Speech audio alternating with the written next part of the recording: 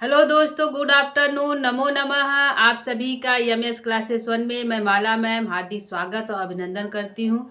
दोस्तों, हमारी जो क्लास चल रही समान परिचय है, वह भी रामायण पे है। ठीक है, तो रामायण पे हमारा समान परिचय हो गया था और उसके जो कांड है, कितने कांडों में बटा हुआ है हमारा रामायण, तो 7 कांडों में बटा हुआ है। तो पहले कांड के बारे में हमने कल पढ़ लिया था कि बाल कांड में कौन कौन सी घटनाएं हैं। जैसे बाल कांड में प्रश्न हमारा बिहार में पूछता है कि बाल कांड में जो घटनाएं घटी होती है, जैसे कार्तिकेय का जन्म किस कांड में हुआ है, तो बाल कांड में हुआ। ठीक है, राम का जन्म किस कांड में हुआ, तो हमारा बाल कांड में हुआ। या और ताड़का का वध किस कांड में हुआ है, तो बाल कांड में हुआ है। ऐसी जो घटनाएं होती हैं जो परीक्षा में पूछी जाने वाली है, तो उसको हम कल बता दिए हैं। आज के हमारा जो क्लास है उसके जो दूसरे कांड है, जैसे कि पहला हमने बाल कांड पढ़ लिया, दूसरा हमारा अयोध्या कांड है। ठीक है, उसके बाद हमारा अरण्य कांड। तो 2 कांडों को आज हम देखेंगे, उसके अंदर जो कथानक है, क्योंकि कथानक से प्रश्न बन रहा है दोस्तों, तो कथानक पर हम ध्यान देंगे। तो उसका समान परिचय देख लेते हैं कि उसमें कथानक अयोध्या कांड के अंदर कौन सी घटनाएं घटी हैं। ठीक है, और जो है अरण्य कांड के अंदर कौन सी घटनाएं घटी हैं। तो पहले हम जो है अयोध्या कांड को देखते हैं, उसमें कौन सी घटनाएं घटी और उसमें सर्ग कितने हैं। तो सर्ग दोस्तों 119 है, और देखते हैं कि कौन सी घटनाएं घटी हैं। तो पहला हमारा था बाल कांड था। आज हमारा है अयोध्या कांड और अरण्य कांड, यानी कि दूसरा कांड और तीसरा कांड। ठीक है, वह कल दूसरा कांड और तीसरा कांड। अयोध्या कांड में कौन कौन सी घटना, ऐसे पूछ लिया कि श्री राम के राज्याभिषेक का प्रस्ताव किस कांड में है। ठीक है, प्रश्न बनेगा कि श्री राम के राज्याभिषेक का प्रस्ताव किस कांड में है, तो अयोध्या कांड में है। ठीक है, प्रश्न ऐसे पूछ रहा है, तो ऐसे आप इसको देख लीजिएगा। और दूसरा इसमें है कि मंथरा और कैकेयी का प्रसंग, जो है मंथरा और कैकेयी का प्रसंग किस कांड में आता है, तो यह भी हमारा अयोध्या कांड के अंतर्गत आता है। किस कांड में आता है, अयोध्या कांड के अंतर्गत आता है मंथरा और कैकेयी का प्रसंग। तीसरा है दशरथ विलाप, यानी कि जब मंथरा और कैकेयी जब दशरथ से वरदान मांग लेती, दोनों वरदान अपना, कि भरत को जो है राजगद्दी और राम को वनवास, तो इस पे जो है दशरथ बहुत विलाप करते हैं। ठीक है, क्या करते हैं, दशरथ बहुत विलाप करते हैं। तो अयोध्या कांड में ही दशरथ का विलाप आया है। किसका है, दशरथ का विलाप जो है अयोध्या कांड में ही वर्णन है। अगला हमारा है चौथा है राम की वन यात्रा, यानी कि जब दशरथ जो है राम को वनवास दे देते हैं, तो राम जो वन को जाने के लिए तैयार हो जाते हैं।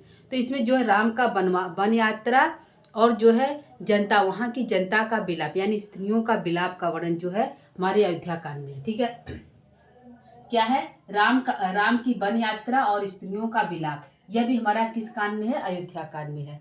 ठीक है दोस्तों, तो यह प्रश्न पूछेगा कि राम की वन यात्रा या स्त्रियों का विलाप किस कांड में है, तो जो है हमारा अयोध्या कांड में है। अगला है निषाद राज गुह का वर्णन। एक निषाद राज है, उनका वर्णन किस कांड में है, तो अयोध्या कांड में है। अगला है प्रयाग में भरद्वाज आश्रम में राम का अतिथि सत्कार, यानी कि जब राम जो है वन के लिए निकल जाते हैं, तो प्रयाग में पहुंचते हैं। वहाँ प्रयाग में जब पहुंचते हैं, तो वहाँ पे ऋषि भरद्वाज जो है उनका अतिथि सत्कार करते हैं। तो प्रयाग में किसके द्वारा जो है राम को अतिथि सत्कार दिया गया था, तो भरद्वाज के द्वारा। ठीक है, तो ऐसे प्रश्न पूछेगा कि प्रयाग में भरद्वाज आश्रम में राम का अतिथि सत्कार प्राप्त हुआ था, यह किस कांड में है, तो अयोध्या कांड में है। ठीक है, अगला है चित्रकूट की महत्ता एवं शोभा का वर्णन। इसी कांड में चित्रकूट की महत्ता और शोभा का वर्णन किया गया है, अयोध्या कांड में ही। ठीक है, तो यह प्रश्न होगा कि चित्रकूट की महत्ता या शोभा का वर्णन किस कांड में है, तो अयोध्या कांड में है। अगला है राजा दशरथ का दिवंगत होना एवं रानियों का करुण विलाप। जब राम वन को चले जाते हैं और जो है कैकेयी की मांगने पर, वरदान दे देने पर जो है बहुत विलाप करते हैं दशरथ। जब उनकी मृत्यु हो जाती है, राम वन को चले जाते हैं, तब जो है राजा दशरथ की मृत्यु हो जाती है, तो उस समय जो है उनकी रानियों का करुण विलाप होता है। ठीक है, रानियों का उनकी 3 रानियां थी, तीनों का करुण विलाप होता है। तो यह घटना किस कांड में है। ठीक है, राजा दशरथ का दिवंगत होना एवं रानियों का करुण विलाप करना किस कांड में है, तो यह हमारा अयोध्या कांड में है। ठीक है, अगला है दशरथ का अंत्येष्टि संस्कार, भरत का राज न स्वीकार करना। यह घटनाएं किस कांड में, यानी कि दशरथ की मृत्यु के बाद उनका अंत्येष्टि संस्कार किस कांड में है, तो अयोध्या कांड में है। और भरत का राज न स्वीकार करना, ठीक है, उनको राज तो मिल गया था लेकिन वो स्वीकार नहीं करते हैं। तो चित्र जो है भरत का राज न स्वीकार करना और दशरथ का अंत्येष्टि संस्कार किस कांड में है, तो हमारा जो है अयोध्या कांड में है। ठीक है, भरत की वन यात्रा एवं चित्रकूट यात्रा का वर्णन किसमें है। जब भरत की वन यात्रा यानी कि जब उनको पता चलता है कि राम जो है चित्रकूट में रुके हुए हैं, तो वह जो है वन के लिए वो भी निकल जाते हैं कि हम भी जाकर राम को मनाकर वापस ले आएंगे। तो भरत की वन यात्रा एवं चित्रकूट की यात्रा का वर्णन किस कांड में है, तो यह अयोध्या कांड में है।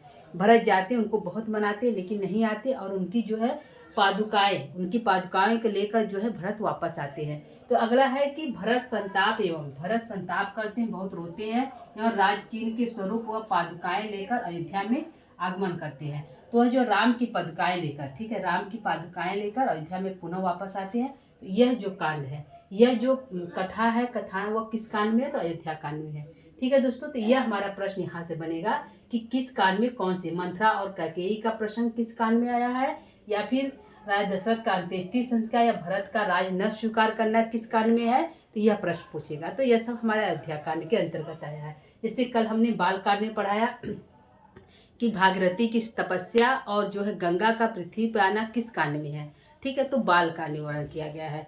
ठीक है, और जो है ऋषि जो है हमारा जो है विश्वामित्र द्वारा राम को वन के लिए ले जाना, राक्षसों से रक्षा करने के लिए, यज्ञ के लिए जो है विश्वामित्र राम और लक्ष्मण को ले जाते हुए, तो किस कांड में है, तो यह भी बाल कांड में है।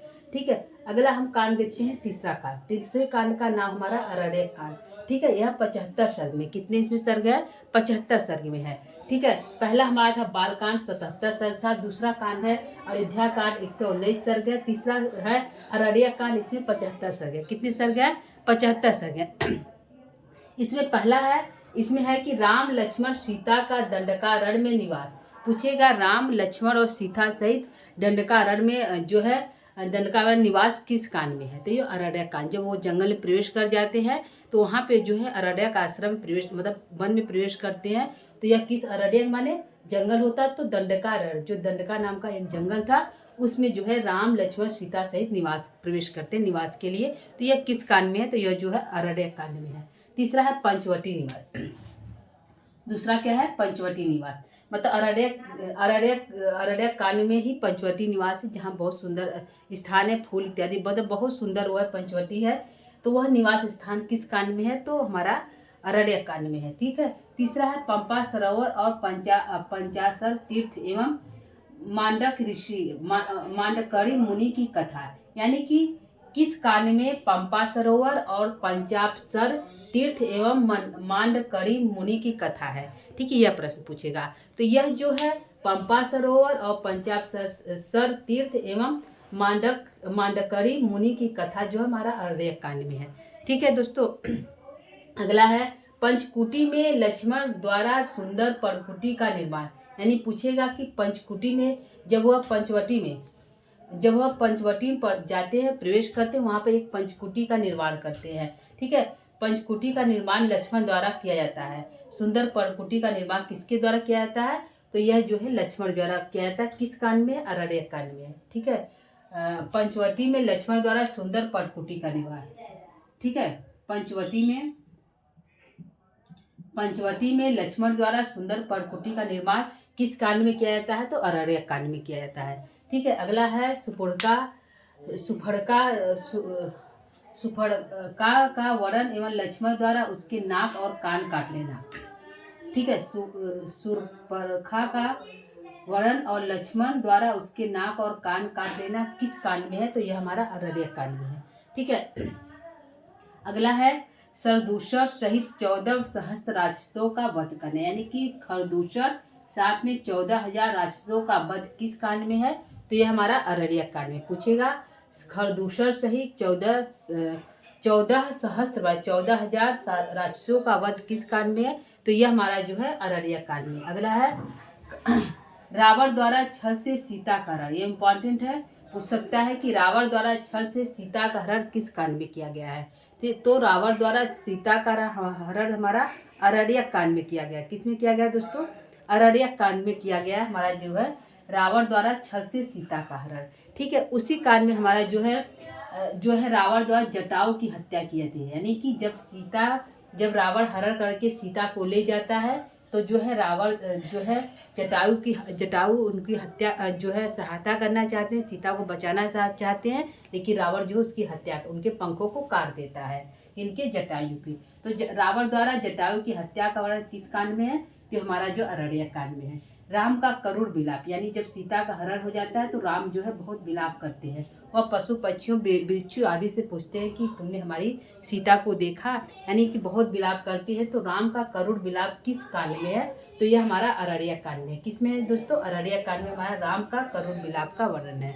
ठीक है, अगला है राम का कम्बंध से भेंट तथा उसके द्वारा सुग्रीव से मंत्री का सुझाव। यानी कि राम का एक कम्बंध से भेंट होता है और वह सुझाव देते हैं कि वह सुग्रीव से भेंट करे, वही उनकी सहायता करेंगे। किस लिए? सीता की खोज के लिए सुग्रीव सहायता करेंगे। यह सुझाव कम्बंध से भेंट, मतलब एक कम्बंध है, उनसे भेंट होने पर वह कहते हैं कि वो जाकर सुग्रीव से भेंट करे, वही जो उनकी सहायता करेंगे। तो यह किस कांड में है? तो यह हमारा अरण्य कांड में है। ठीक है दोस्तों, तो इस प्रकार का प्रश्न हमारा पूछता है। जैसे कि लक्ष्मण द्वारा सुफड़का का जो है उसके नाक और कान काट लिया जाता है, तो किस कांड में है? तो अरण्य कांड में। तो ऐसे हमारे जो प्रश्न है वह जो है रामायण के समान परिचय से पूछ रहा है, कांडों से पूछ रहा है। तो दोस्तों इसको आप लोग देख लीजिएगा।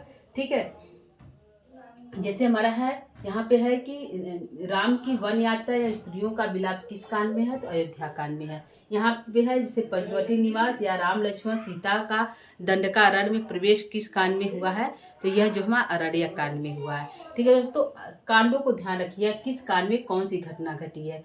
अयोध्या कांड में कौन सी घटना घटी है और जो है अरण्य कांड में कौन सी घटना घटी है। अयोध्या कांड में जो अयोध्या में घटना घटी है, यानी कि राम का जब राजाभिषेक होने लगता है तभी जो है मंत्रा भड़का देती कैकेयी को और जो अपने वरदान को मांग लेती है। यह सभी घटनाएं, राम का वन जाना, भरत का विलाप करना, पिता की मृत्यु हो जाना, दशरथ की मृत्यु हो जाना, और जो है यह सभी जो घटनाएं हैं अयोध्या कांड में होती हैं। जब राम वन के लिए निकल जाते हैं, दंडकारण्य में प्रवेश करते हैं, तो अरण्य माने वन होता है। ठीक है, जब वो वनवास में प्रवेश करते हैं तो अरण्य कांड कहलाता है। तो अरण्य कांड में कौन कौन सी घटनाएं घटी? ठीक है, खरदूषण की हत्या भी अरण्य कांड में कर दिया गया, सुपुर्का का नाक और कान भी काटा गया, और जो है सीता का हरण भी जो है अरण्य कांड में हुआ, राम का विलाप भी हुआ, जटायु की मृत्यु भी हमारे जो है ये सभी घटनाएं जो है अरण्य कांड में हुआ। ठीक है दोस्तों, तो आज के लिए इतना ही। कल हमने एक कांड पढ़ाया था बाल कांड और जो उसका सामान्य परिचय, और आज हमारा 2 कांड हुआ है, अयोध्या कांड और अरण्य कांड। ठीक है दोस्तों, तो कल हम जो आगे कांड है, तीसरा कांड है, उसको लेकर फिर से उपस्थित होंगे दोस्तों। तब तक के लिए नमः संस्कृताय।